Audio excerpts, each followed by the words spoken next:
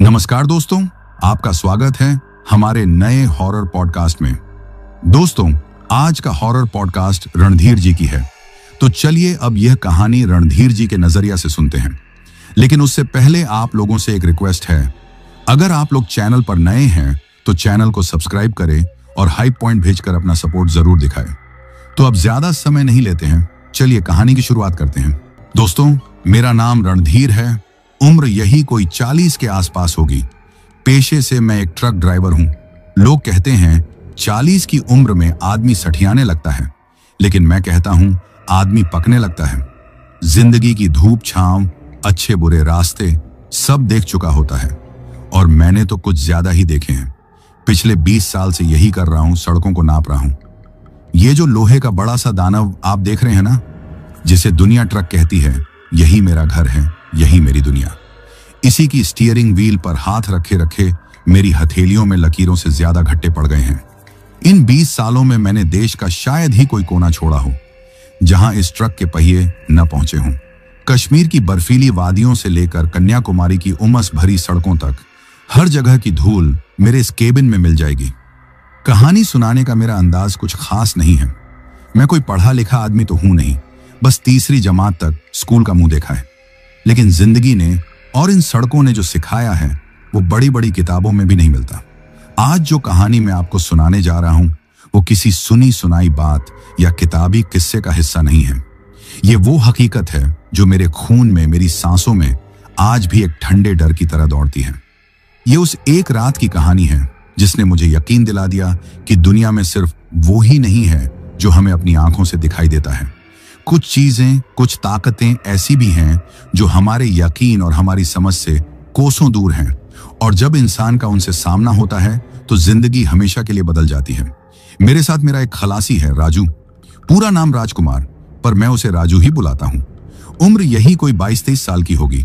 बिहार के एक छोटे से गांव का लड़का है। जब पहली बार मेरे पास काम मांगने आया था तो बिल्कुल दुबला पतला, सहमा हुआ सा था। आंखों में ढेर सारे सपने और जेब में खालीपन। मुझे उसमें अपना छोटा भाई नजर आया, रख लिया काम पर। और सच कहूं तो वो सिर्फ खलासी नहीं, मेरे लिए छोटे भाई से बढ़कर है। मैं जितना गुस्सैल और बात बात पर भड़कने वाला हूं, राजू उतना ही शांत और ठंडा। मेरे हर गुस्से को वो अपनी एक मुस्कान से पानी कर देता है। जाने दो ना उस्ताद, बस उसका ये एक जुमला मेरे सारे उबाल को शांत कर देता है। वो सीधा सादा पूजा पाठ करने वाला लड़का है। दिन में 2 बार हनुमान चालीसा का पाठ किए बिना उसके मुंह में पानी का एक घूंट नहीं जाता। उस दिन की बात है, आज से करीब 2 साल हो गए होंगे। कड़ाके की ठंड पड़ रही थी। दिल्ली में तो वैसे भी दिसंबर की सर्दी हड्डियों तक कांप जाती है। हमें दिल्ली के एक बड़े कारोबारी का माल लेकर जयपुर के लिए निकलना था। माल इलेक्ट्रॉनिक्स का था, कीमती और नाजुक।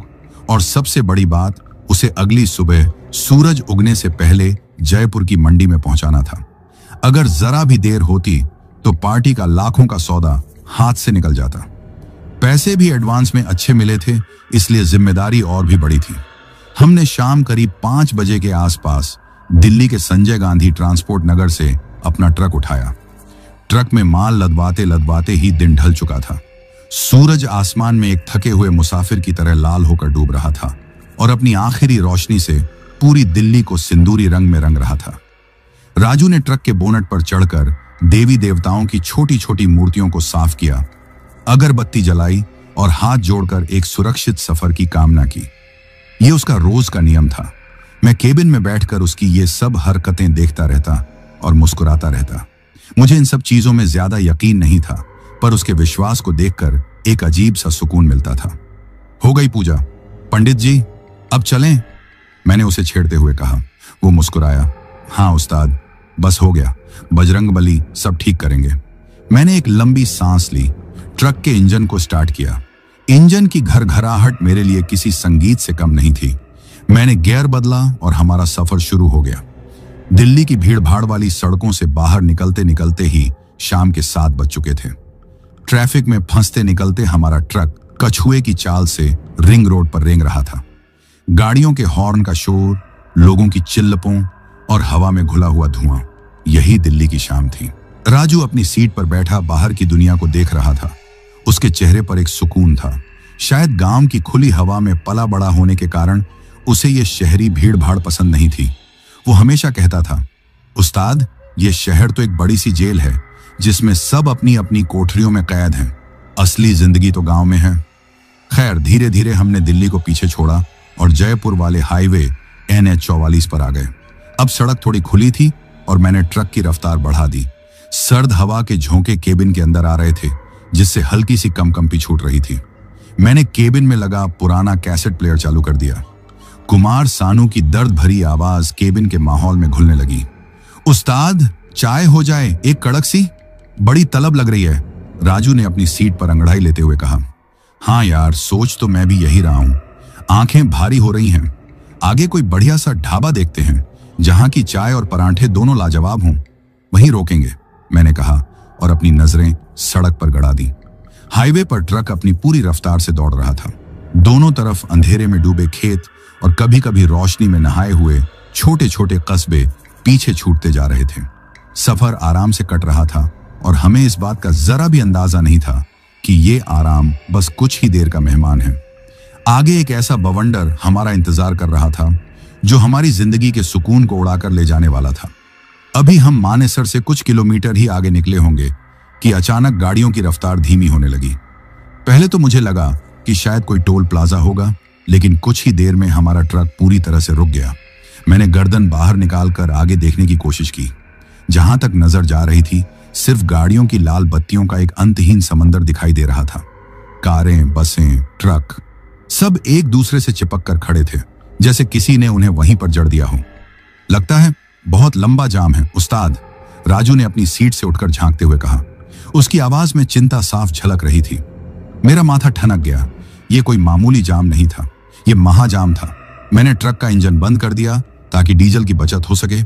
हम दोनों चुपचाप बैठे रहे, इस उम्मीद में कि शायद कुछ देर में गाड़ियां आगे बढ़ने लगेंगी। 10 मिनट बीते, फिर 20 मिनट, आधा घंटा गुजर गया, लेकिन जाम टस से मस नहीं हुआ। अब हमारी बेचैनी बढ़ने लगी थी। मैं जरा नीचे उतरकर देखता हूं, माजरा क्या है, मैंने दरवाजा खोलते हुए कहा। मैं ट्रक से नीचे उतरा। चारों तरफ एक अजीब सा माहौल था। कुछ लोग अपनी गाड़ियों से बाहर निकलकर झुंड बनाकर बातें कर रहे थे। कुछ गुस्से में हॉर्न बजा रहे थे, तो कुछ बस चुपचाप अपनी किस्मत को कोस रहे थे। हवा में एक अजीब सी बेचैनी और फ्रस्ट्रेशन घुली हुई थी। मैं आगे की तरफ बढ़ा और दूसरे ट्रक ड्राइवरों के एक झुंड के पास जाकर खड़ा हो गया। क्या हुआ भाई साहब, ये जाम कैसा है? मैंने एक अधेड़ उम्र के सरदार जी से पूछा, जो अपनी पगड़ी संभालते हुए किसी को फोन पर गालियां दे रहे थे। सरदार जी ने गुस्से में मेरी तरफ देखा। ओए, जाम नहीं, जनाजा है ये। आगे 2 ट्रकों और एक बस की भयानक टक्कर हो गई है। कहते हैं कई लोग मरे हैं।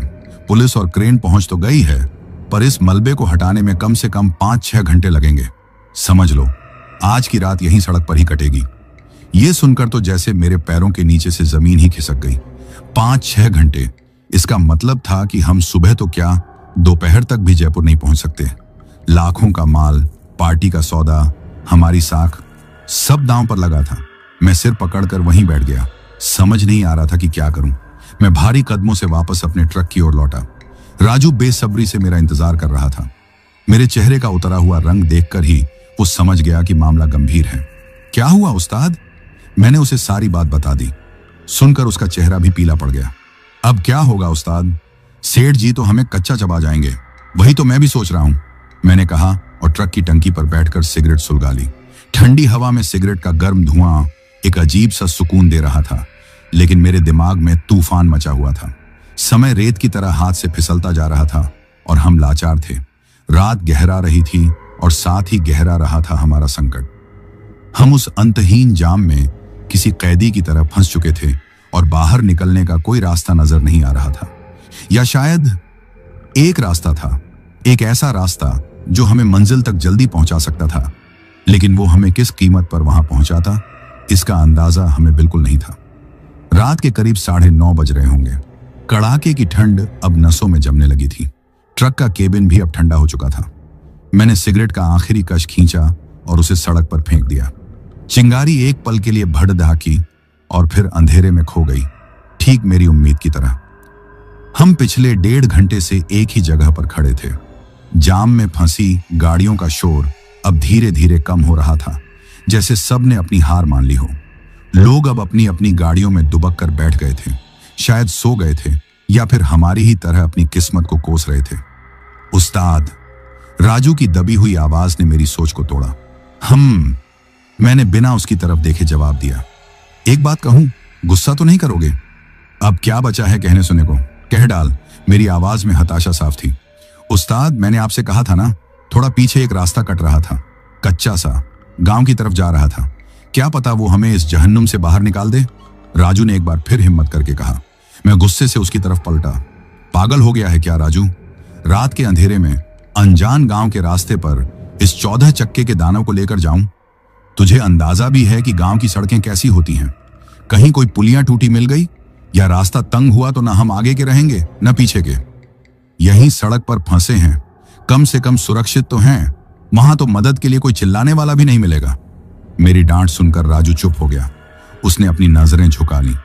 मुझे भी अपनी झल्लाहट पर थोड़ा अफसोस हुआ। गुस्सा जाम पर था, लेकिन निकल राजू पर रहा था। वो भी तो हमारी भलाई के लिए ही कह रहा था।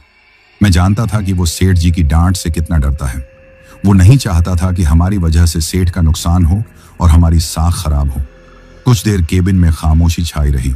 बाहर किसी एम्बुलेंस का सायरन गूंजा, जो धीरे धीरे हमारे पास से गुजर कर आगे अंधेरे में कहीं खो गया। उस आवाज ने मेरे अंदर एक अजीब सी सिहरन पैदा कर दी। एक्सीडेंट कितना भयानक होगा, यह सोचकर ही दिल कांप गया। लेकिन उस्ताद, यहां रुकने का भी तो कोई मतलब नहीं है, राजू ने फिर से धीरे से कहा। इस बार उसकी आवाज में जिद थी। सरदार जी कह रहे थे कि 5-6 घंटे लगेंगे। सुबह के 4-5 बजे तक तो जाम नहीं खुलेगा। उसके बाद भी गाड़ियां रेंग रेंग कर चलेंगी। हम किसी भी हाल में दोपहर से पहले जयपुर नहीं पहुंच सकते। सेठ जी को क्या जवाब देंगे? और अगर वो रास्ता सच में आगे हाईवे पर निकल गया तो हम 2-3 घंटे में ही इस जाम को पार कर लेंगे। उसकी बातों में दम था। मेरा दिमाग भी अब इसी दिशा में सोचने लगा था। एक तरफ था जाना पहचाना, सुरक्षित लेकिन बंद रास्ता। दूसरी तरफ था एक अनजान, जोखिम भरा लेकिन खुला हुआ रास्ता। एक तरफ निश्चित नुकसान था और दूसरी तरफ एक उम्मीद, एक जुआ। और ट्रक ड्राइवरों की जिंदगी तो होती ही एक जुआ है। हर मोड़ पर, हर सफर में हम एक नया दांव ही तो खेलते हैं। मैंने एक लंबी सांस ली। ठीक है, मैंने आखिरकार कहा, तेरी बात मान लेता हूं, लेकिन अगर रास्ते में कुछ भी ऊंच नीच हुई तो सारी जिम्मेदारी तेरी होगी। मेरी हाँ सुनते ही राजू के चेहरे पर रौनक लौट आई। आप चिंता मत करो उस्ताद, बजरंग बली पर भरोसा रखो, सब ठीक होगा। अब असली चुनौती थी इस महाजाम में ट्रक को पीछे ले जाने की। यह हाथी को सुई के नक्के से निकालने जैसा था। मैंने ट्रक स्टार्ट किया। पीछे की गाड़ियों के ड्राइवर शायद सो रहे थे। मैंने जोर से हॉर्न बजाया। कुछ लोग हड़बड़ाकर अपनी गाड़ियों से बाहर निकले। ओए, किधर ले रहा है पीछे? दिखता नहीं, जाम लगा है, एक कार वाला चिल्लाया। मैंने केबिन से ही हाथ जोड़कर कहा, भाई साहब अर्जेंट है, थोड़ा सा एडजस्ट कर लो, बस निकलना है। कौन किसकी सुनता है? कोई तैयार नहीं हुआ। 10 मिनट की मिन्नतों और गालियों के बाद जब लोगों को समझ आया कि मैं मानने वाला नहीं हूं, तो उन्होंने हार मानकर धीरे धीरे अपनी गाड़ियां थोड़ी बहुत पीछे खिसकानी शुरू की। राजू नीचे उतरकर मुझे इशारा दे रहा था। इंच इंच करके, कभी दाएं कभी बाएं, गाड़ियों के शीशों को बचाते हुए मैं किसी माहिर कछुआ चालक की तरह ट्रक को पीछे ले रहा था। करीब आधे घंटे की जानलेवा मशक्कत के बाद हम आखिरकार उस सर्विस लेन तक पहुंचने में कामयाब हो गए। सर्विस लेन पर आते ही जैसे हमने खुली हवा में सांस ली। मैंने ट्रक को उस कट की तरफ दौड़ाया जिसका जिक्र राजू ने किया था। करीब 1 किलोमीटर पीछे जाने पर हमें वो रास्ता दिखा। हाईवे की चकाचौंध से निकलकर वो एक अंधेरी गुफा के मुंह जैसा लग रहा था। एक पतली सी तारकोल की सड़क जिसके दोनों तरफ घना अंधेरा था, और जैसा मैंने सोचा था, सड़क के मुहाने पर ही वो ढाबा था। ढाबा कहना भी शायद उसकी तौहीन होगी। वो बस एक ढांचा था। टीन की छत जगह जगह से मुड़ी हुई थी, जैसे किसी ने उसे पटक दिया हो। सामने एक लकड़ी का साइन बोर्ड लटका हुआ था जिस पर कुछ लिखा तो था, पर वक्त की मार ने उसे ऐसा कर दिया था कि कुछ पढ़ा नहीं जा सकता था। ढाबे के बाहर एक अकेला बल्ब टिमटिमा रहा था, जैसे अपनी आखिरी सांसें गिन रहा हो। उस बल्ब के चारों तरफ कीड़े मकोड़ों का एक झुंड किसी अजीब से नृत्य में मग्न था। बाहर धूल भरी 2-4 चारपाइयां बेतरतीबी से पड़ी थीं और एक कोने में अंगीठी की आग लगभग बुझ चुकी थी। बस कुछ कोयले दहक रहे थे जो उस अंधेरे में किसी जानवर की आंखों की तरह लग रहे थे। पूरे माहौल में एक अजीब सी मनहूस सी खामोशी थी। हाईवे का शोर अब बहुत दूर रह गया था। यहां सिर्फ झींगुरों की एक लय में आती आवाज थी और हवा की साई साई। मुझे यहां पहुंचते ही एक अजीब सी बेचैनी होने लगी। उस्ताद, यहीं पूछ लेते हैं रास्ते का, राजू ने कहा और दरवाजा खोलकर उतर गया। मैं भी भारी मन से नीचे उतरा। हम दोनों ढाबे की तरफ बढ़े। जैसे ही हम पास पहुंचे, अंगीठी के पास अंधेरे में बैठी एक परछाई हिली। वो एक बूढ़ा आदमी था, शायद ढाबे का मालिक। उसने हमें देखा, पर उसके चेहरे पर कोई भाव नहीं आया, न कोई हैरानी, न कोई स्वागत, बस एक खालीपन। राम राम चाचा, मैंने थोड़ी ऊंची आवाज में कहा ताकि वो सुन सके। बूढ़े ने धीरे से अपना सिर उठाया। उसकी आंखें अंधेरे में ढंसी हुई लग रही थीं, लेकिन उनमें एक अजीब सी चमक थी जो किसी शिकारी जानवर की याद दिला रही थी। उसका चेहरा झुर्रियों से भरा हुआ था, जैसे किसी सूखे हुए खेत की जमीन। राम राम, उसकी आवाज निकली जो किसी सूखी हुई कुएं से आती हुई लग रही थी, बहुत भारी और खुरदरी। चाचा, एक मदद चाहिए थी। ये जो रास्ता अंदर जा रहा है, ये कहां तक जाएगा? ट्रक लेकर जा सकते हैं क्या? मैंने सीधे मुद्दे की बात की। बूढ़े ने हमें कुछ देर तक घूरा। उसकी नजरें हमारे चेहरे से होती हुई हमारे ट्रक पर जाकर टिक गईं। ऐसा लगा जैसे वो हमें नहीं, हमारे अंदर झांक रहा हो। फिर वो धीरे से बोला, रास्ता तो आगे शाहपुरा के पास ही हाईवे से मिला देगा तुमको। शॉर्टकट है, 30-40 किलोमीटर बच जाएंगे तुम्हारे। उसकी बात सुनकर राजू की आंखों में चमक आ गई। और रास्ता ठीक तो है ना चाचा? मतलब पक्का है? ट्रक तो निकल जाएगा ना आराम से? बूढ़े के होठों पर एक अजीब सी मुस्कान उभरी। उसके पीले पान से सने दांत उस टिमटिमाती रोशनी में और भी भयानक लग रहे थे। हाँ हाँ, रास्ता तो पक्का है, राजा महाराजाओं के जमाने का है। बस अब चलता नहीं है कोई इस पर, सुनसान रहता है। उसकी बात का आखिरी हिस्सा मुझे खटक गया। चलता क्यों नहीं है कोई? मैंने पूछ ही लिया। कौन जाएगा बाबूजी? जब बढ़िया हाईवे बना है तो? ये तो पुराना रास्ता है, अब बस गांव वाले ही काम में लेते हैं, वो भी दिन दिन में। रात में तो यहां कोई नहीं भटकता। सुनसान है ना? उसने बड़ी सहजता से कहा, जैसे इसमें कोई राज की बात ना हो। मैंने और राजू ने एक दूसरे को देखा। बात तो ठीक ही थी। जब अच्छी खासी सड़क मौजूद हो तो कोई ऐसे वीरान रास्ते पर क्यों जाएगा? हमारे पास मजबूरी थी, इसलिए हम यहां थे। ठीक है चाचा, 2 कप चाय पिला दो बस, कड़क वाली, दिमाग सुन्न हो गया है। और खाने में क्या मिलेगा चाचा? भूख भी जोरों की लग रही है, मैंने पूछा। पेट में चूहे दौड़ रहे थे। बूढ़े ने अंगीठी पर छड़ी एक काली पतीली की तरफ इशारा किया। अभी तो बस मटन बना है बाबूजी, गर्मा गर्म, खाकर देखो, शहर की सारी बिरयानी भूल जाओगे। मटन का नाम सुनकर मेरे मुंह में पानी तो आया, लेकिन राजू का ख्याल आते ही मैंने पूछा, और सब्जी रोटी? सब्जी तो अब सुबह ही बनेगी, बूढ़े ने उसी सपाट आवाज में जवाब दिया। राजू का चेहरा फिर उतर गया। वो बेचारा भूखा था। मैंने उसे देखा, फिर बूढ़े को। इस सुनसान जगह पर, इस अजीब से ढाबे पर सिर्फ मटन का होना थोड़ा अजीब था। लेकिन मैंने सोचा कि शायद रात में यहां ज्यादा ग्राहक नहीं आते होंगे, इसलिए वो एक ही चीज बनाकर रखता होगा। एक काम करते हैं उस्ताद, राजू ने खुद ही हल निकाला। आप मटन पैक करवा लो, रास्ते में कहीं रुक कर खा लेना। मैं तो बिस्कुट और नमकीन लाया हूं साथ में, उसी से काम चला लूंगा। मुझे ये ठीक लगा। मैंने बूढ़े को मटन पैक करने के लिए कहा। उसने एक पुरानी मिट्टी की हांडी उठाई और उसमें से कलछुल से वो मटन निकालने लगा। मटन का रंग कुछ ज्यादा ही गहरा था, लगभग काला, और उसकी तरी भी बहुत गाढ़ी और चिपचिपी लग रही थी। उससे उठने वाली महक भी कुछ अजीब थी। मसालेदार तो थी, पर उसमें एक हल्की सी मीठी अनजानी सी गंध भी मिली हुई थी, जो मुझे अच्छी नहीं लगी। बूढ़े ने कुछ मोटी मोटी लगभग जली हुई रोटियां भी एक पुराने अखबार में लपेट कर दे दी। हमने अपनी चाय खत्म की। चाय का स्वाद भी कुछ कसैला सा था। मैंने पैसे निकाल कर उसे दिए। उसने पैसे लेते वक्त मेरी तरफ देखा भी नहीं, बस अपनी अंगीठी को घूरता रहा। न उसने हमें कोई चेतावनी दी, न कोई सलाह, जैसे हमारा आना जाना उसके लिए कोई मायने ही नहीं रखता था। हम दोनों चुपचाप वापस ट्रक की तरफ बढ़े। केबिन में आकर बैठे तो एक अजीब सी खामोशी पसर गई। चलें उस्ताद? राजू ने धीरे से पूछा। मैंने एक गहरी सांस ली, बजरंगबली का नाम मन में लिया और स्टीयरिंग व्हील संभाल कर ट्रक को उस अंधेरी सड़क पर मोड़ दिया। ट्रक की हेडलाइट्स ने अंधेरे को चीर कर एक रास्ता बनाया। वो रास्ता कहां जा रहा था हम नहीं जानते थे। हम बस इतना जानते थे कि हम एक जानी पहचानी मुसीबत से निकलकर एक अनजानी राह पर बढ़ रहे थे। इस बार हमारे पास कोई चेतावनी नहीं थी, सिवाय हमारे अपने दिल में उठती एक अनकही सी घबराहट के। मैंने ट्रक को उस अंधेरी सड़क पर डाल तो दिया था, लेकिन मेरा दिल जोर जोर से धड़क रहा था, जैसे इंजन के साथ कोई मुकाबला कर रहा हो। ट्रक की हेडलाइट्स अंधेरे को जहां तक चीर पाती थीं, बस वहीं तक दुनिया थी। उसके आगे दाएं बाएं ऊपर नीचे हर तरफ बस एक काला समंदर था, ऐसा कालापन जो आंखों में चुभता था। सड़क तारकोल की तो थी, पर जगह जगह से उखड़ी हुई और गड्ढों से भरी हुई। मुझे ट्रक को बहुत संभाल कर धीमी रफ्तार से चलाना पड़ रहा था। हर गड्ढे पर ट्रक ऐसे हिलता जैसे कोई घायल जानवर कराह रहा हो। केबिन के अंदर एक अजीब सी खामोशी थी।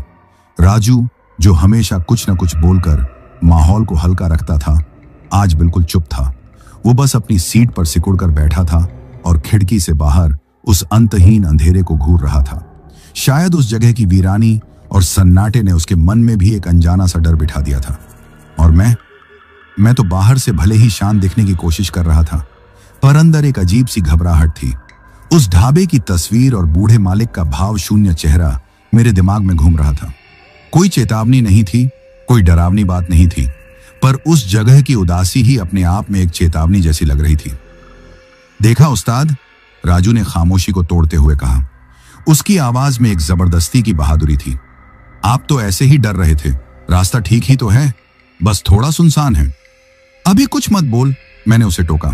जब तक आंखों से हाईवे ना दिख जाए तब तक दिल को तसल्ली नहीं। अभी तो हम इस काले जंगल के बीच में हैं। सड़क के दोनों तरफ बड़े बड़े घने पेड़ थे। उनकी टहनियां सड़क के ऊपर तक ऐसे झुकी हुई थीं जैसे वो मिलकर एक सुरंग बना रही हों। दिन में शायद ये नजारा बहुत खूबसूरत लगता होगा, लेकिन रात के इस पहर में ट्रक की हेडलाइट्स की पीली रोशनी में ये पेड़ किसी खौफनाक कहानी के किरदारों जैसे लग रहे थे। उनकी टेढ़ी मेढ़ी शाखाएं ऐसे लगती थीं जैसे कोई कंकाल अपनी बाहें फैलाए हमें अपनी ओर बुला रहा हो। हवा चलती तो उनके पत्ते सरसराते और ऐसी आवाज पैदा होती जैसे कोई अंधेरे में खड़ा फुसफुसा रहा हो। मैंने अपनी नजरें सड़क पर जमाए रखी, लेकिन मेरा ध्यान बार बार साइड वाले शीशों की तरफ जा रहा था। मैं शीशों में पीछे देखने की कोशिश करता, लेकिन वहां सिवाय अंधेरे के और कुछ नहीं था। एक ऐसा अंधेरा जो ऐसा लगता था जैसे हमारे ट्रक का पीछा कर रहा हो। जैसे ही हम आगे बढ़ते, वो हमारे पीछे की जगह को निगलता जा रहा हो। करीब आधा घंटा इसी तरह गुजर गया होगा। हम उस सड़क पर चलते जा रहे थे, बिना ये जाने कि वो हमें कहां ले जा रही है। न कोई मोड़, न कोई गांव, न कोई इंसान, बस एक सीधी अंतहीन सड़क और दोनों तरफ फैला हुआ अंधेरे का साम्राज्य। मेरा गला सूख रहा था। मैंने पानी की बोतल उठाई और एक घूंट पिया। तभी अचानक सड़क के बीचों बीच मुझे कुछ चमकता हुआ दिखाई दिया। दो छोटी छोटी रोशनियां। जैसे ही हम पास पहुंचे, वो रोशनियां हिली और तेजी से सड़क के किनारे अंधेरे में गायब हो गईं। वो क्या था उस्ताद? राजू ने घबराकर पूछा। कोई जानवर होगा, सियार या जंगली बिल्ली। डर मत, मैंने उसे तसल्ली दी, हालांकि मेरा खुद का दिल जोर से धड़क गया था। इस सुनसान सड़क पर कुछ भी अनहोनी जैसा लगता था। हम थोड़ा और आगे बढ़े। अब सड़क के किनारे खेत शुरू हो गए थे। मक्के या बाजरे की ऊंची ऊंची फसल लहलहा रही थी। वो फसल इतनी घनी और ऊंची थी कि अगर उसमें कोई इंसान भी छिपा हो तो पता न चले। ये ख्याल आते ही मेरे बदन में एक सिहरन सी दौड़ गई। मैंने ट्रक की रफ्तार थोड़ी और बढ़ा दी। उस्ताद, ट्रक रोको ना जरा, राजू ने अचानक कहा। मेरा मन हुआ कि उसे खींच कर लगाऊं। दिमाग खराब है तेरा? इस जंगल में रोकेगा तू ट्रक? मैंने कहा था ना, जो करना है ढाबे पर ही कर लेता। नहीं उस्ताद, बहुत जोर से लगी है, अब कंट्रोल नहीं हो रहा। बस 2 मिनट लगेंगे, प्लीज रोक दो। वो लगभग गिड़गिड़ाने लगा। मैं गुस्से में कुछ बड़बड़ाया, लेकिन उसकी हालत देखकर मुझे रोकना ही पड़ा। इस सुनसान सड़क पर उसे मना करना भी ठीक नहीं था। मैंने सड़क के किनारे एक ऐसी जगह देखकर ट्रक रोका जहां फसल थोड़ी कम थी और जमीन खाली थी। जल्दी करके आ और ज्यादा दूर मत जाना, यहीं आसपास ही निपट ले, मैंने उसे हिदायत दी। हाँ उस्ताद, बस 2 मिनट, अभी आया, कहकर राजू दरवाजा खोलकर नीचे उतरा। ट्रक की केबिन लाइट एक पल के लिए जली और मुझे उसका चेहरा दिखाई दिया। वो थोड़ा पीला पड़ रहा था। फिर उसने दरवाजा बंद कर दिया और सड़क पार करके खेतों की तरफ अंधेरे में चला गया। मैंने देखा वो धीरे धीरे उस ऊंची फसल के बीच कहीं गुम हो गया। मैंने इंजन बंद नहीं किया। मैं चाहता था कि ट्रक की हेडलाइट्स जलती रहें ताकि थोड़ी रोशनी रहे। मैं स्टीयरिंग पर हाथ रखे उसका इंतजार करने लगा। 1 मिनट गुजरा, 2 मिनट। झींगुरों की आवाज अब और भी तेज लग रही थी। हवा की साएं साएं अब किसी के रोने जैसी लग रही थी। मैंने घड़ी देखी, 5 मिनट हो चुके थे। इतनी देर कौन लगाता है? मेरे मन में ख्याल आया, शायद पेट खराब होगा बेचारे का। मैंने हॉर्न पर हाथ रखा, फिर हटा लिया। सोचा बेचारा परेशान होगा, हॉर्न बजाकर उसे और परेशान करना ठीक नहीं। मैंने इंतजार करना ही बेहतर समझा। 7 मिनट, 8 मिनट। अब मुझे बेचैनी होने लगी। मेरा दिल अकारण ही तेज धड़कने लगा था। उस जगह का सन्नाटा मेरे दिमाग पर असर करने लगा था। पर राजू तो ना औरत है न बच्चा। मैंने अपने मन को समझाया, मैं खामखा डर रहा हूं। 10 मिनट बीत गए।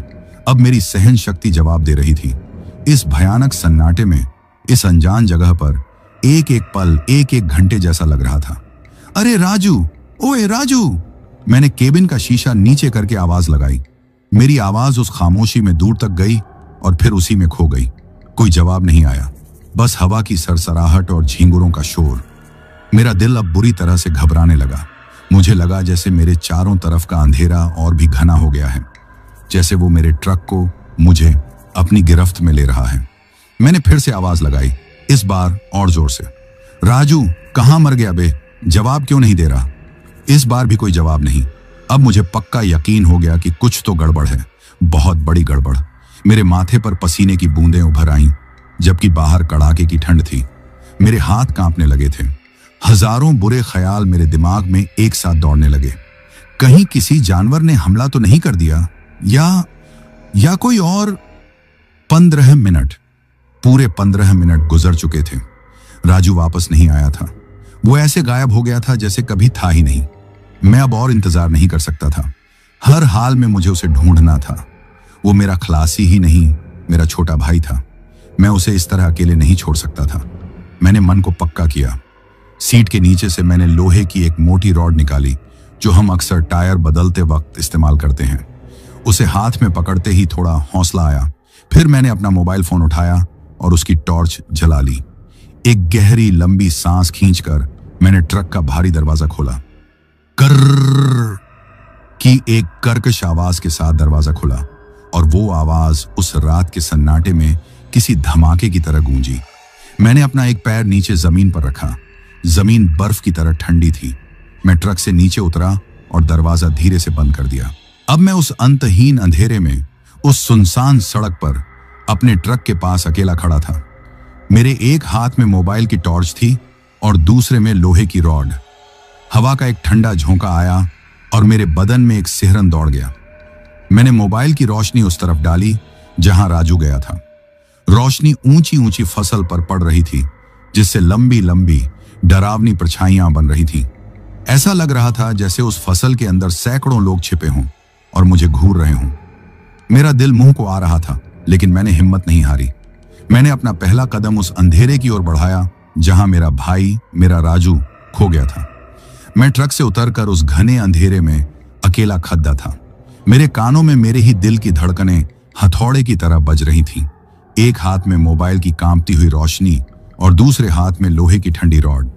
हवा का हर झोंका अपने साथ एक अनजानी सरसराहट लाता और मेरे रोंगटे खड़े कर जाता।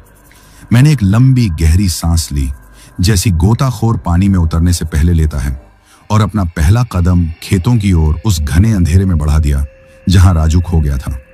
खेत की मेड़ पार करते ही मैं उस ऊंची फसल के बीच था। वो मक्के की फसल थी और इतनी ऊंची और घनी कि मेरे सिर से भी ऊपर थी। अंदर घुसते ही ऐसा लगा जैसे मैं किसी भूल भुलैया में आ गया हूं। बाहर की जो थोड़ी बहुत चांदनी थी, वो भी अब यहां तक नहीं पहुंच रही थी। मेरे मोबाइल की टॉर्च की रोशनी एक पतली सी लकीर बना रही थी और उस लकीर के दायरे से बाहर हर तरफ घना स्याह अंधेरा था। फसल के सूखे पत्ते मेरे पैरों के नीचे चरमराहट की आवाज कर रहे थे और हर आवाज मेरे ही कलेजे पर चोट कर रही थी। मैं धीरे धीरे आगे बढ़ रहा था और चारों तरफ टॉर्च घुमाकर देखने की कोशिश कर रहा था। राजू, ओए राजू, कहां है तू? मैंने फुसफुसाते हुए आवाज दी। मैं जोर से चिल्लाना चाहता था, लेकिन एक अनजाने डर ने मेरा गला जकड़ रखा था। मुझे लग रहा था कि अगर मैं जोर से चिल्लाया तो मैं किसी सोए हुए खतरे को जगा दूंगा। के बीच हवा ऐसे घूम रही थी कि हर पल एक नया धोखा होता। कभी लगता कि मेरे ठीक बगल से कोई गुजरा है, कभी लगता कि कोई मेरे पीछे खड़ा है। मैं हर आहट पर चौंक कर पलटता, रॉड को मजबूती से पकड़ता, पर वहां सिवाय हिलते हुए मक्के के पौधों के और कुछ नहीं होता। वो पौधे भी हेडलाइट्स की रोशनी में ऐसे लग रहे थे जैसे सूखे हुए इंसानी हाथ हों जो मुझे पकड़ने के लिए बढ़ रहे हैं। मैं और अंदर तक चला गया। राजू, जवाब दे यार, मजाक मत कर। मेरी आवाज में अब डर के साथ साथ एक गुजारिश भी थी। तभी मेरे पैर से कुछ टकराया। मैंने टॉर्च नीचे की। वो पानी की एक पुरानी टूटी हुई बोतल थी, शायद राजू की ही हो। मैंने उसे उठाया। एक उम्मीद जगी कि शायद वो यहीं कहीं आसपास है। मैंने चारों तरफ टॉर्च घुमाई। कुछ दूर पर मुझे जमीन पर कुछ निशान दिखे। ऐसा लगा जैसे कोई यहां घिसटता हुआ गया हो। मेरा दिल डूब गया। कहीं किसी ने उस पर हमला तो नहीं कर दिया। मैं उन निशानों के सहारे आगे बढ़ने लगा। मेरा दिल बैठा जा रहा था। मैं भगवान से मना रहा था कि राजू ठीक हो। वो निशान कुछ दूर जाकर एक घनी झाड़ी के पास खत्म हो गए। मैंने टॉर्च झाड़ी के अंदर मारी। अंदर सिवाय सूखे पत्तों और जंगली घास के कुछ नहीं था। कोई खून का धब्बा नहीं, कोई कपड़े का टुकड़ा नहीं, कुछ भी नहीं। ऐसा लगा जैसे वो निशान बस मुझे यहां तक लाने के लिए ही बने थे। मैं वहीं जमीन पर बैठ गया। मेरी हिम्मत जवाब दे रही थी। करीब 10 मिनट तक मैं इसी तरह उस फसल के जंगल में राजू को पुकारता रहा, उसे ढूंढता रहा, पर उसका कोई नामो निशान नहीं मिला। वो ऐसे गायब हो गया था जैसे जमीन उसे निगल गई हो या आसमान उठा ले गया हो। अब मेरे अंदर का डर मुझ पर हावी हो रहा था। मुझे लगने लगा कि इस जगह पर और रुकना खतरे से खाली नहीं है। राजू तो नहीं मिल रहा था, कहीं मैं भी ना खो जाऊं। मैंने एक आखिरी बार चारों तरफ देखा, एक आखिरी बार उसे आवाज दी, और जब कोई जवाब नहीं मिला तो भारी मन और कांपते कदमों से मैंने वापस ट्रक की तरफ लौटना शुरू कर दिया। वापस लौटना और भी ज्यादा भयानक था। अब मुझे हर पल यह लग रहा था कि कोई मेरा पीछा कर रहा है। मैं बार बार पलट कर देखता, पर अंधेरे के सिवा कुछ नहीं था। मैं लगभग दौड़ता हुआ उस फसल से बाहर निकला और वापस सड़क पर आया। दूर खड़ा मेरा ट्रक अपनी जलती हुई हेडलाइट्स के साथ किसी महफूज पनाहगाह जैसा लग रहा था। मैं तेजी से ट्रक की ओर बढ़ा। मैं बस जल्दी से जल्दी उस केबिन में घुसकर दरवाजा बंद कर लेना चाहता था, लेकिन जैसे ही मैं ट्रक के पास पहुंचा, मैं ठिठक कर रुक गया। मेरे रोंगटे खड़े हो गए। ट्रक का दूसरी तरफ का यानी खलासी वाली सीट का दरवाजा खुला और बंद हुआ। खटाक की आवाज उस खामोशी में मेरे कानों में बम की तरह फटी। मैंने देखा कोई अभी अभी केबिन में बैठा है। अंधेरे के कारण मैं चेहरा नहीं देख पाया, पर वो परछाई राजू की ही थी। एक पल के लिए मेरे पूरे बदन में राहत की एक लहर दौड़ गई। जान में जान आई, लेकिन अगले ही पल मेरा खून खौलने लगा। हरामखोर, मैं मन ही मन बुदबुदाया। मैं यहां जंगल में पागलों की तरह उसे ढूंढ रहा हूं, और ये बदमाश चुपचाप आकर ट्रक में बैठ गया। मैं गुस्से में लगभग दौड़ता हुआ अपने साइड पहुंचा और झटके से दरवाजा खोलकर केबिन में चढ़ गया। कहां मर गया था बे? मैं उस पर बरस पड़ा। और ये क्या तमाशा है? मैं 20 मिनट से जंगल में तुझे आवाजें दे रहा हूं और तू यहां आकर ऐसे बैठ गया जैसे कुछ हुआ ही नहीं। उसने मेरी तरफ पलट कर देखा। केबिन की धीमी रोशनी में उसका चेहरा दिखाई दिया। वो राजू ही था, पर कुछ तो अजीब था। उसके चेहरे पर कोई डर, कोई घबराहट, कोई शर्मिंदगी नहीं थी, बस एक सपाट सा भाव था। अरे उस्ताद, आप तो खामखा ही परेशान हो जाते हो, उसने बड़ी लापरवाही से जवाब दिया। उसकी आवाज भी थोड़ी अलग लग रही थी, थोड़ी गहरी, थोड़ी भारी। कहां तो था पेट में गड़बड़ है, सो जरा दूर निकल गया था खेतों में। टाइम लग गया, आप तो टेंशन ही ले लेते हो। मैं उसका जवाब सुनकर हैरान रह गया। टेंशन ले लेता हूं? अरे तेरी वजह से मेरी जान हलक में आ गई थी। एक आवाज नहीं दे सकता था तू? अब छोड़ो भी उस्ताद, आ तो गया ना, चलें अब, वैसे ही बहुत देर हो गई है। उसने बात को ऐसे टाल दिया जैसे कुछ हुआ ही ना हो। मुझे उसका यह रवैया बहुत ही अजीब लगा। जो राजू मेरी एक हल्की सी डांट पर मुंह लटका लेता था, वो आज इतनी बड़ी बात को इतनी आसानी से उड़ा रहा था। मैंने उसे गौर से देखा। उसकी आंखों में कुछ तो अलग था। वो हमेशा की तरह शांत और सरल नहीं लग रही थी। उनमें एक अजीब सी, अपरिचित सी चमक थी। खैर, मैंने ज्यादा बात नहीं बढ़ाई। सोचा शायद डर के मारे ऐसा बर्ताव कर रहा हो। मैंने एक लंबी सांस छोड़ी और ट्रक को पहले गियर में डालकर धीरे धीरे आगे बढ़ा दिया। अब केबिन के अंदर का माहौल और भी ज्यादा बोझिल हो गया था। बाहर की खामोशी से ज्यादा भयानक खामोशी हमारे बीच थी। मैं ट्रक चला रहा था, पर मेरा पूरा ध्यान बगल वाली सीट पर था। मैं बार बार कनखियों से उसे देख रहा था। वो बिल्कुल शांत बैठा था, मूर्ति की तरह। न कोई हरकत, न कोई बात, बस सीधा सामने अंधेरे में घूर रहा था। उसका इस तरह शांत बैठना मुझे और भी ज्यादा डरा रहा था। 1 किलोमीटर, 2 किलोमीटर, 5 किलोमीटर ट्रक आगे बढ़ता जा रहा था। मेरे दिमाग में विचारों का तूफान चल रहा था। क्या हुआ होगा इसके साथ खेतों में? ये इतना बदल कैसे गया? ये वही राजू है जिसे मैं सालों से जानता हूं? हर सवाल मेरे दिमाग में हथौड़े की तरह लग रहा था। मैंने माहौल को हल्का करने की कोशिश की। राजू, गांव में सब ठीक है? माँ बापू ठीक हैं? उसने धीरे से अपनी गर्दन घुमाई। बस इतना ही कहा और फिर सामने देखने लगा। ये और भी अजीब था। अपने माँ बाप के जिक्र पर तो वो हमेशा भावुक हो जाता था, उनकी बातें करने लगता था। पर आज जैसे उसे कोई फर्क ही नहीं पड़ा। 10 किलोमीटर। ट्रक के मीटर पर मैंने 10 किलोमीटर का फासला तय होते हुए देखा। हम उस जगह से 10 किलोमीटर आगे आ चुके थे। शायद अब सब ठीक है, शायद मैं ही ज्यादा सोच रहा था। मैं अपने मन को यही तसल्ली दे रहा था कि तभी वो बोला, उस्ताद। उसकी वही भारी गहरी आवाज गूंजी। भूख लगी है? भूख लगी है? मैंने कहा। रुक, बिस्कुट का पैकेट देता हूं। बिस्कुट नहीं, उसने कहा और अपनी उंगली से डैशबोर्ड की तरफ इशारा किया, जहां वो मिट्टी की हांडी रखी थी। वो खाना है। यह सुनकर मैं सन्न रह गया। मेरे हाथ जहां थे वहीं रुक गए। मैंने हैरानी से उसकी तरफ देखा। तुझे क्या हुआ है राजू? तू तो मटन नहीं खाता, शुद्ध शाकाहारी है तू। अब लग रही है भूख तो खा लेता हूं, उसने लगभग झपटते हुए कहा। आप भी ना कितनी बातें पकड़कर बैठ जाते हो, लाओ जल्दी। और मेरे कुछ कहने से पहले ही उसने वो हांडी उठा ली। मैं हैरान, परेशान, बस उसे देखता रह गया। ये क्या हो रहा था? यह अविश्वसनीय था। मेरे दिमाग में खतरे की घंटी बजने लगी थी, पर मैं समझ नहीं पा रहा था कि यह खतरा है क्या। उसने हांडी का ढक्कन खोला। वही अजीब सी मीठी सी गंध फिर से केबिन में फैल गई। और फिर जो हुआ उसे देखकर मेरी आंखों पर यकीन करना मुश्किल हो गया। राजू ने रोटी का इंतजार नहीं किया। उसने सीधे अपने हाथ उस हांडी में डाले और मटन का एक बड़ा सा चिकनाई से लथपथ टुकड़ा निकाला और फिर किसी जंगली जानवर की तरह वो उस पर टूट पड़ा। वो उसे चबा नहीं रहा था, बल्कि उसके टुकड़े नोच नोच कर सीधे निकल रहा था। चरर चरर की आवाज के साथ वो हड्डी तक चबा रहा था। तरी और चर्बी उसके मुंह के किनारों से बहकर उसकी कमीज पर, सीट पर, हर जगह गिर रही थी। उसकी आंखें बंद थीं और चेहरे पर एक अजीब सी परमानंद वाली मुस्कान थी। मैं पत्थर बन चुका था।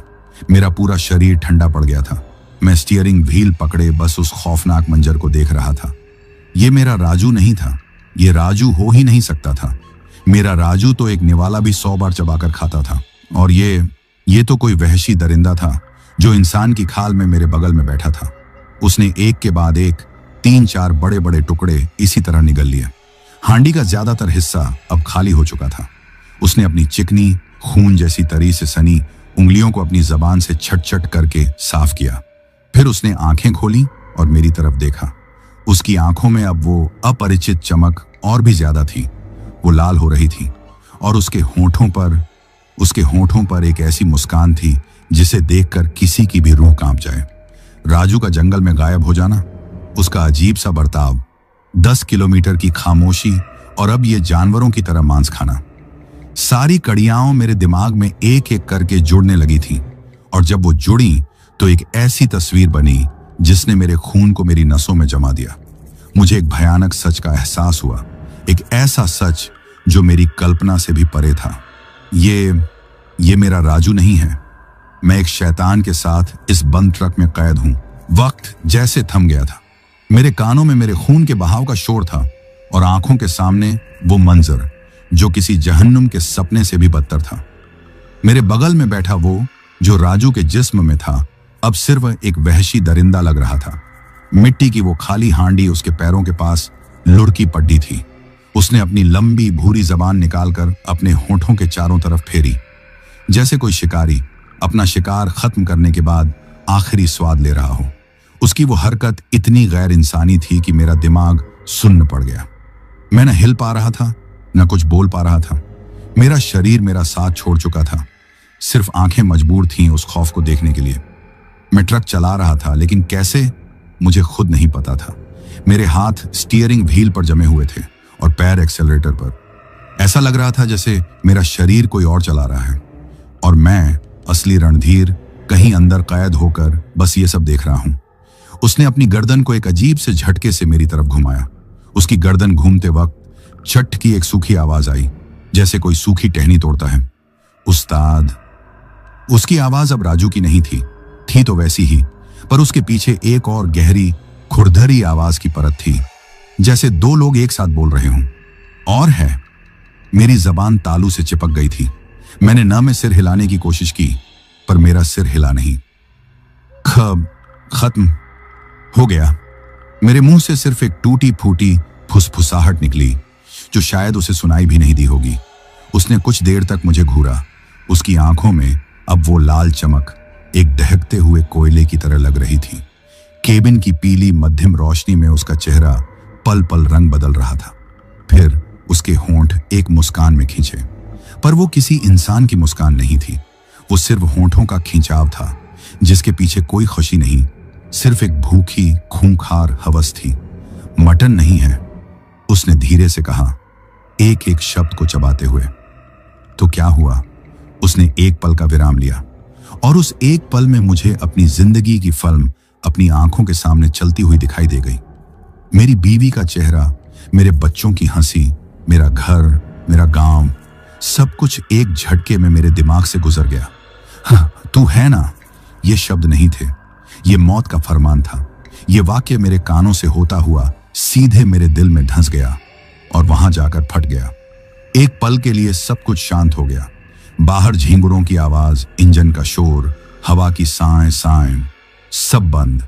सिर्फ मेरे कानों में एक तेज टीं की आवाज गूंज रही थी। और फिर वो बदलने लगा। सबसे पहले उसकी आंखों में बदलाव आया। वो लाल कोयले अब और भी ज्यादा दहकने लगे। आंखों की पुतलियां फैलने लगी, जब तक कि आंखों का सफेद हिस्सा पूरी तरह खत्म नहीं हो गया। अब उसकी आंखों में सिर्फ दो लाल गोले थे, जिनमें न कोई भाव था, न कोई रहम, सिर्फ एक अंतहीन भूख थी। फिर मैंने वो आवाज सुनी, हड्डियों के छटकने की आवाज। छटर पटर की वो घिनौनी आवाज उसके अंदर से आ रही थी, जैसे कोई अंदर बैठकर उसके ढांचे को तोड़ मरोड़ रहा हो। उसका कद बढ़ने लगा। वो सीट पर बैठा बैठा ही लंबा होने लगा। उसका सिर अब ट्रक की छत से टकरा रहा था। उसके चेहरे की बनावट पिघलने लगी, जैसे मोम गर्मी से पिघलती है। उसकी नाक अंदर की तरफ धंसने लगी और उसकी जगह सिर्फ दो बड़े बड़े नथुने रह गए। उसका मुंह, हे मेरे मालिक, उसका मुंह फैलने लगा। उसके होंठ फटकर खींचने लगे, गालों तक पहुंच गए और एक चौड़ी भयावह दरार बन गई, जिसके अंदर मुझे नुकीले, सुई की तरह पतले और पीले दांतों की कई कतारें दिखाई दी। उसकी चमड़ी का रंग बदलने लगा। वो इंसानी भूरे रंग से बदलकर एक बीमार, चितकबरे, सलेटी काले रंग की होने लगी। जगह जगह से चमड़ी फट रही थी और उसके नीचे से खून नहीं, बल्कि एक गाढ़ा काले रंग का तरल रिस रहा था। राजू का चेहरा अब पूरी तरह से जा चुका था। उसकी जगह जो चीज मेरे बगल में बैठी थी, वो इस दुनिया की नहीं थी। वो किसी बुरे सपने की पैदाइश थी, किसी तांत्रिक के काले जादू का जीता जागता सबूत। उस पूरे बदलाव के दौरान उसके गले से एक घुरघुराहट, एक घुर्राने की आवाज निकल रही थी, जो किसी जानवर और मशीन का मिश्रण लग रही थी। मेरा दिमाग अब काम करना बंद कर चुका था। मैं सिर्फ एक जिंदा लाश था, जो अपनी मौत को अपने सामने तैयार होते हुए देख रहा था। ट्रक अब भी चल रहा था, सड़क पर दाएं बाएं लहराता हुआ, पर मुझे किसी चीज की सुध नहीं थी। उस जीव ने, उस छलावे ने अपना एक हाथ उठाया। वो हाथ अब राजू का नहीं था। उंगलियां लंबी और पतली हो गई थीं और उनके सिरों पर काले मुड़े हुए जानवरों जैसे नाखून उगाए थे। और फिर उसने मुझ पर हमला कर दिया। वो इतनी तेजी से मुझ पर झपटा कि मुझे पलक झपकाने का भी मौका नहीं मिला। एक झटके में वो मेरे ऊपर था। उसका वजन किसी पत्थर की चट्टान जैसा था। मैं स्टीयरिंग व्हील और अपनी सीट के बीच बुरी तरह से पिचक गया। उसके मुंह से एक सड़ी हुई कच्ची लाश जैसी बदबू आ रही थी, जिससे मेरी अंतड़ियां मुंह को आ गईं। आहा! एक दर्दनाक चीख मेरे गले से निकली जब उसके नुकीले नाखूनों ने मेरे कंधे को चीर दिया। मेरे मोटे जैकेट और कमीज को फाड़ते हुए वो नाखून मेरे मांस में ऐसे ढंस गए जैसे गर्म चाकू मक्खन में ढंसता है। दर्द की एक बिजली सी मेरे पूरे शरीर में दौड़ गई। उसने अपना वो भयानक, दांतों से भरा मुंह मेरी गर्दन की तरफ बढ़ाया। मैं समझ गया, वो मुझे जिंदा खाने वाला है। अचानक मेरे अंदर कहीं से एक चिंगारी भड़की, मौत के डर से भी बड़ी एक चिंगारी, जीने की इच्छा। मेरे दिमाग ने नहीं, मेरे शरीर ने अपने आप हरकत की। मैंने अपनी पूरी ताकत से अपने घुटने उठाए और उसके पेट में दे मारे। उसे शायद इसकी उम्मीद नहीं थी। वो एक गुर्राने की आवाज के साथ थोड़ा पीछे हटा। मुझे बस एक पल की मोहलत मिली। ट्रक अब पूरी तरह से बेकाबू होकर सड़क पर किसी सांप की तरह लहरा रहा था। एक तरफ हजारों फुट गहरी खाई जैसा अंधेरा था और दूसरी तरफ पेड़ों का घना जंगल। मैंने सीट के नीचे पड़ी वो लोहे की रॉड टटोलने की कोशिश की, लेकिन वो मेरे हाथ नहीं आई। वो जीव फिर से मुझ पर झपटने के लिए तैयार हो रहा था। उसकी लाल आंखें मुझ पर गड़ी हुई थीं। मुझे पता था मैं उससे लड़ नहीं सकता। इस बंद केबिन में मैं उसका मुकाबला एक सेकंड भी नहीं कर सकता। सिर्फ एक ही रास्ता था, एक ही उम्मीद, बाहर। मैंने एक हाथ से स्टीयरिंग को जोर से जंगल की तरफ घुमा दिया। ट्रक एक तेज झटके के साथ मुड़ा और सड़क के किनारे की कच्ची जमीन पर उतर गया। ट्रक बुरी तरह से उछला। मेरा सिर छत से टकराया। वो जीव भी अपना संतुलन खो बैठा और एक पल के लिए मुझसे उसकी पकड़ ढीली हुई। बस यही मौका था। मैंने अपनी पूरी जान लगाकर अपने पूरे वजन के साथ ट्रक के दरवाजे पर अपनी देह मार दी। दरवाजा पहले से ही ठीक से बंद नहीं था। मेरे धक्के से उसका लॉक टूट गया और खटाक की तेज आवाज के साथ दरवाजा खुल गया। ठंडी तेज हवा का एक झोंका मेरे चेहरे से टकराया। बाहर भागते हुए पेड़ और जमीन का धुंधला नजारा दिखाई दिया। वो जीव फिर से मुंह तक पहुंचने के लिए लपका। उसके नाखूनों ने हवा में एक लकीर खींची, लेकिन तब तक बहुत देर हो चुकी थी। मैंने खुद को बाहर की तरफ धकेल दिया। एक पल के लिए मैं हवा में था। सब कुछ शांत हो गया। मुझे सिर्फ हवा की साएं साएं की आवाज सुनाई दे रही थी। नीचे अंधेरी जमीन किसी भूखे जानवर की तरह अपना मुंह खोले मेरा इंतजार कर रही थी। और फिर मैं जमीन से टकराया। एक भयानक असहनीय दर्द मेरे पूरे शरीर में फैल गया। मेरा सिर किसी पत्थर से टकराया। मेरी आंखों के सामने लाखों चिंगारियां नाच उठी। मुझे अपनी हड्डियों के टूटने की आवाज साफ सुनाई दी। दुनिया मेरे चारों तरफ घूमने लगी। दूर कहीं मुझे मेरे ही ट्रक के बेकाबू होकर एक बड़े से पेड़ से टकराने की कान फाड़ देने वाली आवाज सुनाई दी। धातु के मुड़ने और शीशों के टूटने का एक डरावना शोर, और फिर खामोशी, गहरी ठंडी जानलेवा खामोशी। सिर्फ मेरे कानों में एक धीमी होती रिंगटोन बज रही थी। मेरी आंखों के सामने अंधेरा छा गया था। मुझे लगा बस यही अंत है। मैं उस सुनसान डरावनी सड़क पर एक टूटे हुए शरीर के साथ अपनी आखिरी सांसें ले रहा हूं। कितनी देर में बेहोश रहा मुझे नहीं पता। आंखें खुली तो सबसे पहली चीज जो मैंने महसूस की वो था दर्द। ऐसा दर्द जैसे किसी ने मेरे पूरे जिस्म को हथौड़ों से पीटा हो और फिर जख्मों पर नमक मिर्च छिड़क कर छोड़ दिया हो। मेरा सिर घूम रहा था जैसे मैं किसी टूटे झूले पर लटक रहा हूं। मुंह में खून और मिट्टी का कड़वा स्वाद था। कानों में अब भी वो धीमी सी टी की आवाज गूंज रही थी और साथ में मेरी अपनी सांसों की आवाज जो किसी टूटी हुई धौंकनी जैसी चल रही थी। मैंने आंखें पूरी तरह खोलने की कोशिश की। सब कुछ धुंधला लग रहा था। कुछ पल लगे ये समझने में कि मैं हूं कहां। मैं उस सुनसान सड़क के किनारे कच्ची जमीन पर पड़ा था। मेरे ऊपर काला आसमान फैला था। न चांद था न तारे, सिर्फ एक काली चादर जो जमीन के अंधेरे से मिलकर पूरी दुनिया को एक बंद डरावने डब्बे जैसा बना रही थी। मैंने हिलने की कोशिश की और मेरे गले से एक दर्द से भरी चीख निकल गई। मेरा बायां हाथ बिल्कुल नहीं हिल रहा था। जब मैंने उसे देखने की कोशिश की तो वो एक अजीब कोण पर मुड़ा हुआ था, शायद टूट चुका था। दाहिने पैर में भी तेज चुभता हुआ दर्द था। मेरे कपड़े कई जगह से फट चुके थे और ठंडी हवा सीधा मेरे घावों से टकरा रही थी, जिससे वो झंझना उठे। कुछ ही दूरी पर मेरा ट्रक खड़ा था, या कहूं जो कुछ बचा था वो खड़ा था। वो एक विशाल पुराने बरगद के पेड़ से टकरा गया था। ट्रक का अगला हिस्सा बुरी तरह पिचक कर अंदर घुस गया था। केबिन का शीशा चकनाचूर हो चुका था। एक हेडलाइट अब भी जल बुझ रही थी, मानो वो भी अब दम तोड़ने ही वाली हो। उसकी कांपती रोशनी पेड़ की जटाओं और आसपास की झाड़ियों पर पड़कर डरावनी परछाइयां बना रही थी। उसे देखकर मेरे सीने में एक और तेज टीस उठी। वो सिर्फ एक मशीन नहीं थी, वो मेरा साथी था, मेरा घर, मेरा रोजगार। आज वो खुद एक लाश की तरह वहां पड़ा था, लेकिन तभी मुझे याद आया, वो जीव वो अजीब सा छलावा, कहां गया वो? क्या वो भी ट्रक के साथ मारा गया? या अब भी यहीं कहीं अंधेरे में छिपा हुआ है? ये ख्याल आते ही मेरा सारा दर्द, सारी चोटें पल भर में गायब हो गईं। डर ने दोबारा मेरी सांसों को जकड़ लिया। अब हर छोटी सी आवाज मुझे चौंका रही थी। पत्तों की सरसराहट पर मैं सिहर उठता। दूर किसी जानवर की आवाज सुनाई देती तो लगता वही दरिंदा पास आ रहा है। वो जलती बुझती हेडलाइट अब रोशनी की जगह खतरे का संकेत लग रही थी। मुझे लग रहा था जैसे वो रोशनी उस दरिंदे को मेरी तरफ खींच लाएगी। मैं उस टूटे केबिन की तरफ देखने की हिम्मत नहीं कर पा रहा था। डर लग रहा था कहीं वहां मुझे दो लाल आंखें घूरती ना दिख जाए। मैं वहां पड़ा नहीं रह सकता था। अगर वहीं रुका रहा तो या तो खून बह जाने से मर जाऊंगा, या ठंड से जम जाऊंगा, या फिर वो मुझे ढूंढ निकालेगा। अगर मुझे जिंदा रहना है तो यहां से निकलना होगा, मदद ढूंढनी होगी। लेकिन कैसे? मेरा एक हाथ और एक पैर लगभग बेकार हो चुके थे। मैं खड़ा भी नहीं हो सकता था। मैंने अपने ठीक ठाक हाथ और पैर का सहारा लिया, खुद को खींचने की कोशिश की। आहा! एक और दर्द की लहर पूरे शरीर में दौड़ गई। आंखों के आगे अंधेरा छा गया, लेकिन मैंने हार नहीं मानी। मेरे दिमाग में मेरे बच्चों के चेहरे घूम गए। मुझे उनके लिए जिंदा रहना था। मैंने जमीन पर कोहनियों और घुटनों के बल रेंगना शुरू किया। मेरा एक ही लक्ष्य था, वापस उसी रास्ते पर जाना जहां से हम आए थे। वो ढाबा, वो बूढ़ा आदमी, वही एक जानी पहचानी जगह थी। वहां से हाईवे ज्यादा दूर नहीं था। शायद वहां कोई मदद मिल जाए। सफर शुरू हो गया।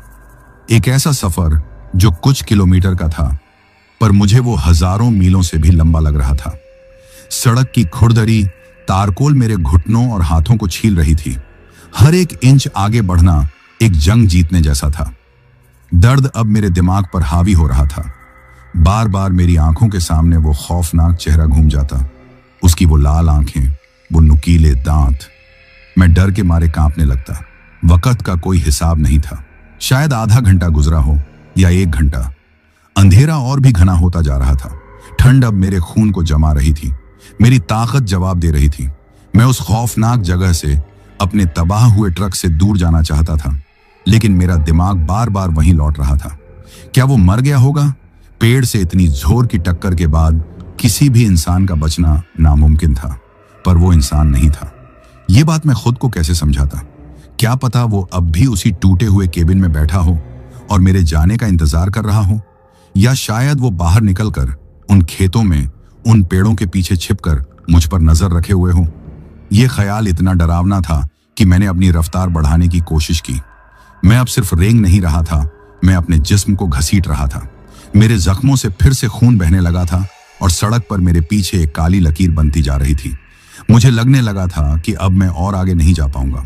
यहीं, इसी सुनसान मनहूस सड़क पर मेरी जिंदगी खत्म हो जाएगी। मेरी लाश यहीं पड़ी पड़ी सड़ेगी और जंगली जानवर उसे नोच कर खाएंगे। मेरे बच्चे अपने पिता का इंतजार करते रहेंगे। मेरी बीवी की आंखें दरवाजे पर लगी रह जाएंगी। ये सोचकर ही मेरे अंदर एक निराशा भर गई।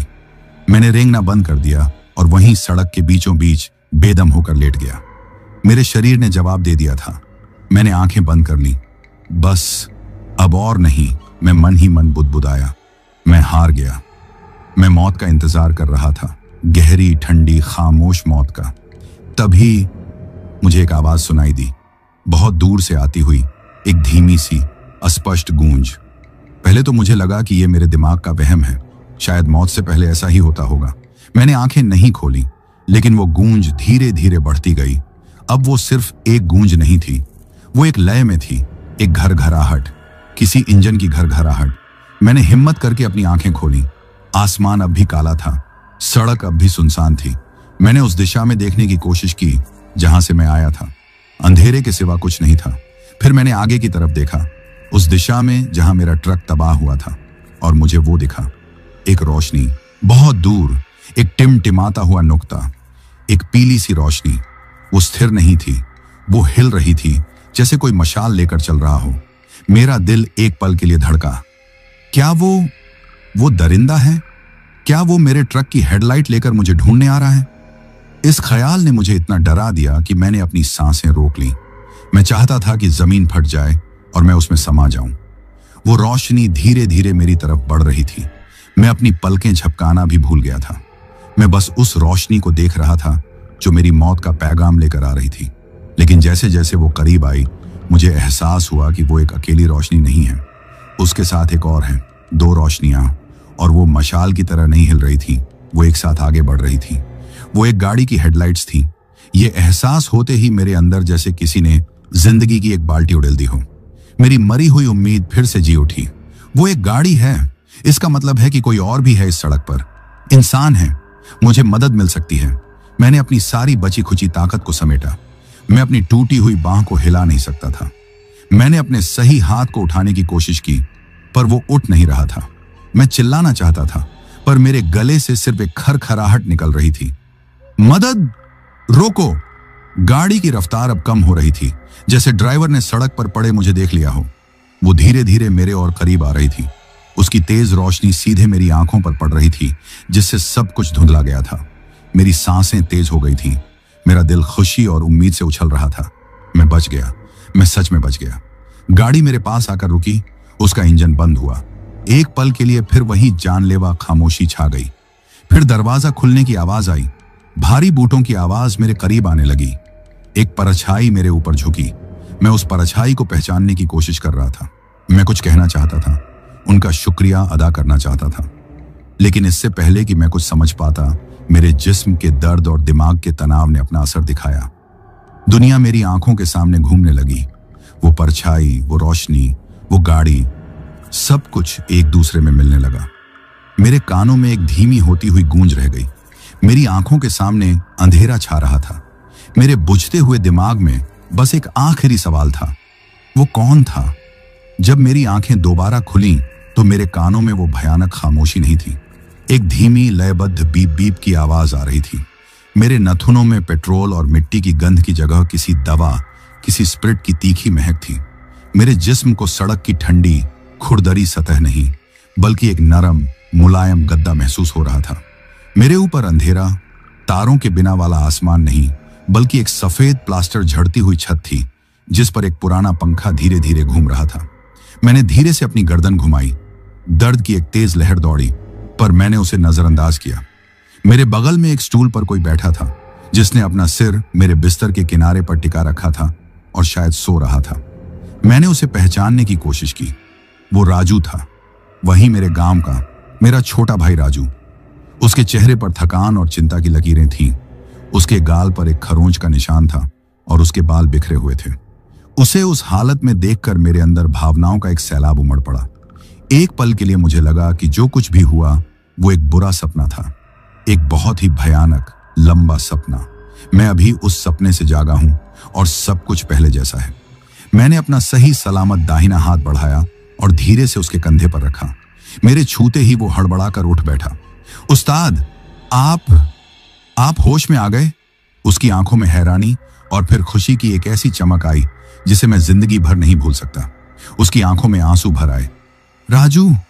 मेरे गले से सिर्फ उसका नाम निकल पाया। मेरी आवाज बहुत कमजोर थी। तू ठीक है? मैं तो ठीक हूं उस्ताद, आप कैसे हो? डॉक्टर साहब कह रहे थे कि बहुत खून बह गया है, हाथ में और पैर में प्लास्टर चढ़ा है। उसने मेरे जख्मों की तरफ देखते हुए कहा। पर यह सब कैसे हुआ? मैंने पूछा। वो गाड़ी, तुम वहां कैसे पहुंचे? और वो ट्रक में वो कौन था? मेरे सवाल एक साथ बाहर आने लगे। मेरा दिमाग अब भी उलझा हुआ था। शांत हो जाइए उस्ताद, आराम कीजिए, मैं सब बताता हूं, उसने कहा और मेरे हाथ को अपने हाथों में ले लिया। उसके स्पर्श में एक अपनेपन की गर्माहट थी, जिसने मेरे अंदर के डर को थोड़ा कम किया। तभी दरवाजा खुला और एक पुलिस वाला अंदर आया। वो अधेड़ उम्र का था, उसकी मूंछें घनी थीं और आंखों में एक तजुर्बे की गंभीरता थी। शायद वही उस रात जीप में इंचार्ज था। अरे, आप होश में आ गए, रणधीर सिंह जी, कैसा महसूस कर रहे हैं अब? उसने पास आकर पूछा। ठीक हूं साहब, मैंने धीरे से कहा। आप लोगों का बहुत बहुत शुक्रिया। अगर आप लोग वक्त पर नहीं आते तो। शुक्रिया हमारा नहीं, इस लड़के का कीजिए, इंस्पेक्टर ने राजू की पीठ थपथपाते हुए कहा। अगर ये इतनी हिम्मत और समझदारी नहीं दिखाता तो शायद हम आप तक कभी पहुंच ही नहीं पाते। मैंने हैरानी से राजू की तरफ देखा। वो नजरें झुकाए खड़ा था। अब आप ठीक हैं तो क्या हम आपसे कुछ सवाल पूछ सकते हैं? हमें एक्सीडेंट की रिपोर्ट बनानी है। इंस्पेक्टर ने कहा। हाँ साहब, पूछिए, मैंने कहा। पर उससे पहले क्या आप लोग मुझे बताएंगे कि उस रात हुआ क्या था? ये राजू, ये वहां कैसे पहुंचा? इंस्पेक्टर ने राजू की तरफ देखा और राजू ने मेरी तरफ। आप ही बताओ उस्ताद, पहले आप बताइए कि मेरे जाने के बाद क्या हुआ था? आप उस हालत में वहां कैसे पहुंचे? और हमारा ट्रक? राजू की आवाज में एक दर्द था। मैंने एक गहरी सांस ली और फिर मैंने बोलना शुरू किया।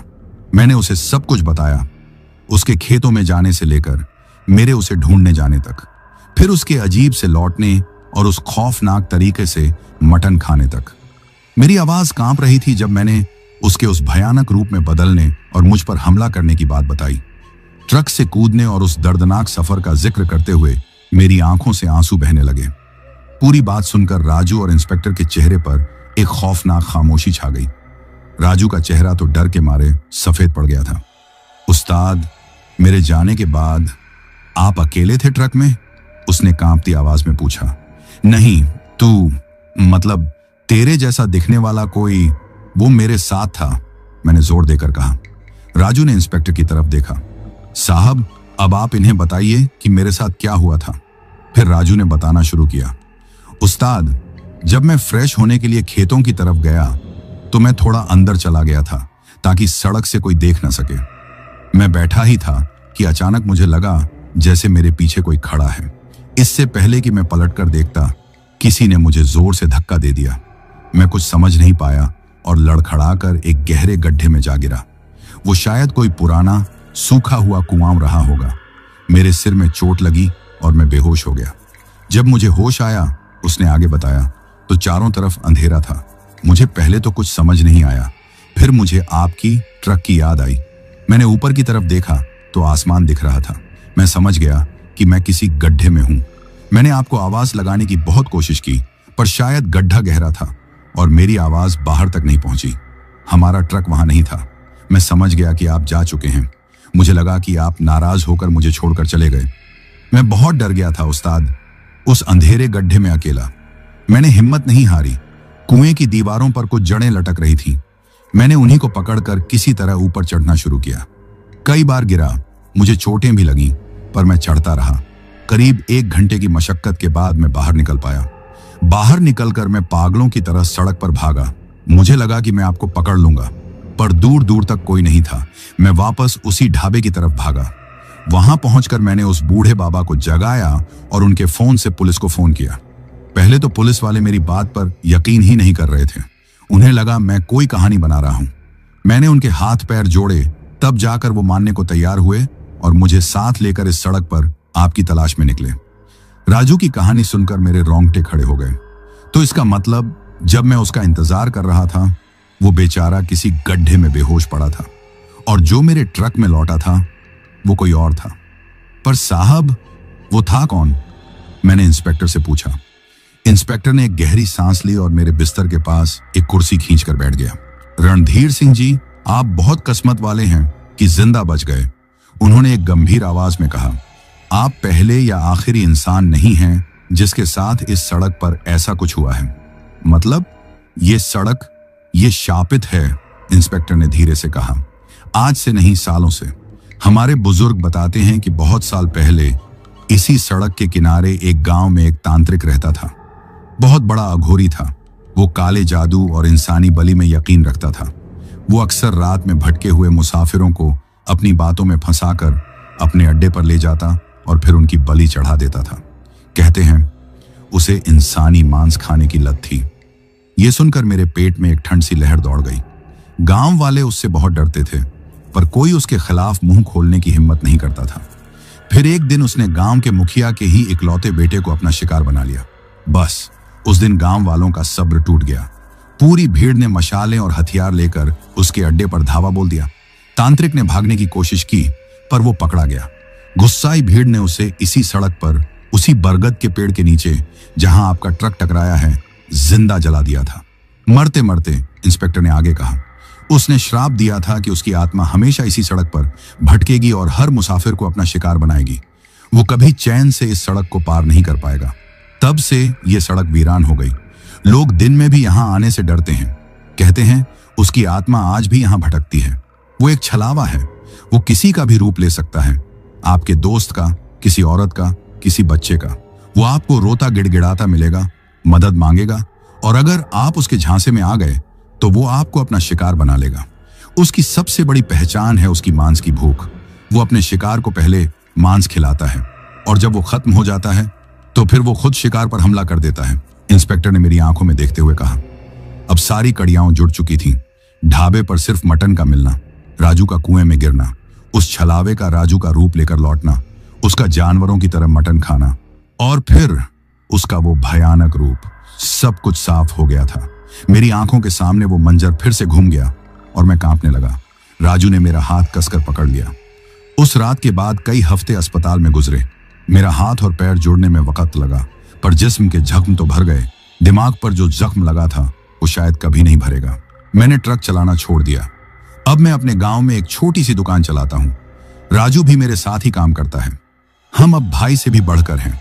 हम दोनों उस रात के बारे में ज्यादा बात नहीं करते, पर हम दोनों जानते हैं कि हम एक दूसरे की वजह से ही जिंदा हैं। कभी कभी आज भी जब रात में अकेला होता हूं तो वो खौफनाक चेहरा मेरी आंखों के सामने आ जाता है। वो लाल आंखें, वो नुकीले दांत, और उसकी वो आखिरी बात, मटन नहीं है तो क्या हुआ, तू है ना। मैं आज भी सिहर उठता हूं। उस रात ने मुझे एक बात सिखा दी। इस दुनिया में बहुत कुछ ऐसा है जो हमारी समझ और विज्ञान से परे है। कुछ रास्ते सिर्फ मंजिल तक नहीं, मौत तक भी जाते हैं, और कुछ सड़कों पर सिर्फ गाड़ियां नहीं, शैतान भी सफर करते हैं। तो दोस्तों, ये कहानी यही खत्म हुई। और अगर आप लोग भी चाहते हैं कि आपका नाम वीडियो में लिया जाए तो अपना नाम और अपने शहर का नाम वीडियो में कमेंट करें। अगर आपको यह कहानी पसंद आई हो तो वीडियो को लाइक और चैनल को सब्सक्राइब करें ताकि और भी डरावनी कहानियां में आप तक पहुंच सकें। कहानी को अंत तक सुनने के लिए दिल से धन्यवाद दोस्तों। आज के लिए बस इतना ही। मिलते हैं जल्द ही कुछ नई कहानियों के साथ। तब तक के लिए अपना ध्यान रखिए।